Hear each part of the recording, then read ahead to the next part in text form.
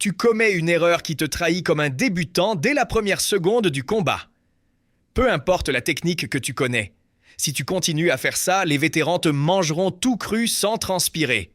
Arrête d'être une cible facile et corrige cette faute avant qu'elle ne te coûte un KO inutile. L'erreur la plus destructrice et commune de tout débutant n'est pas d'avoir une mauvaise garde ou de ne pas savoir pivoter le pied sur un croisé.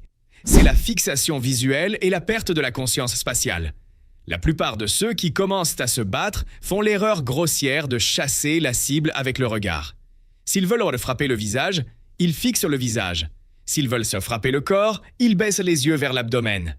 C'est comme envoyer une invitation écrite à ton adversaire en lui disant exactement où tu vas attaquer. Ce manque de contrôle visuel te rend prévisible et vulnérable aux contre-attaques les plus basiques.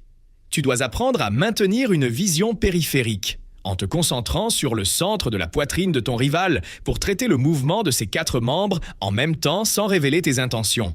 En lien avec cela, il y a l'erreur de se figer après une attaque. Le débutant lance une combinaison et, au lieu de bouger ou de récupérer sa garde, reste un instant à admirer son travail ou à attendre de voir si le coup a touché.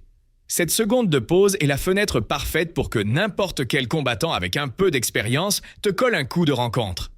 En combat, tu n'es jamais terminé.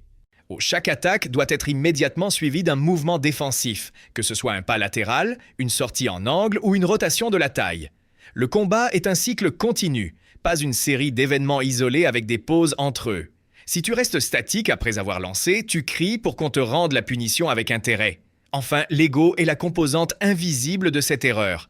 Le débutant essaie de gagner chaque échange par la force brute parce qu'il a peur de paraître faible ou de reculer. Cela le mène à négliger la distance et à entrer dans des échanges inutiles, où la technique disparaît et où seul le chaos demeure. Apprends que la distance est ta meilleure amie. L'intelligence de combat commence par corriger ces détails de base qui semblent invisibles, mais qui déterminent qui reste debout à la fin de la reprise. Si tu arrives à éliminer ces tendances de débutant, ton niveau augmentera exponentiellement du jour au lendemain.